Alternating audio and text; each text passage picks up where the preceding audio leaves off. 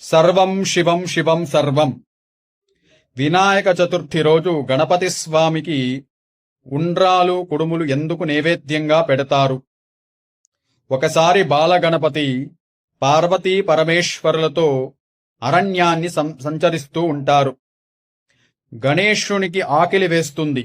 అది చూసి పార్వతీ పరమేశ్వరులు అక్కడ ఉన్న సమీపంలో అత్రి మహర్షి ఆశ్రమానికి వెళ్తారు. అత్రి మహర్షి అనసూయాదేవి దంపతులు స్వామివారికి ఘనంగా స్వాగతం పలుకుతారు. ఆకలితో ఉన్న బాల వినాయకుణ్ణి చూసి పంచభక్ష పరిమాణాలు వడ్డిస్తుంది అనసూయాదేవి. కాని గణపతి స్వామికి ఆకలి తీరదు. అప్పుడు ఆ ఇల్లాలు అనసూయాదేవి వరిపిండితో కుడుము చేసి ఇస్తుంది.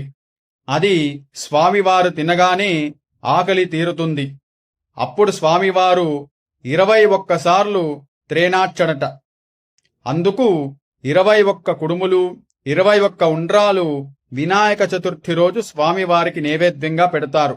అంతేకాదు, ఒక కుడుము స్వామివారికి సమర్పణ చేసి 10 చొప్పున కుడుములు దానం చేసి మిగిలిన వాటిని ప్రసాదంగా స్వీకరిస్తారు. ఇది శాస్త్రం. వినాయక మంటపంలో కుడుములకు ప్రతిగా లడ్డూను కూడా సమర్పించే ఆచారమున్నది.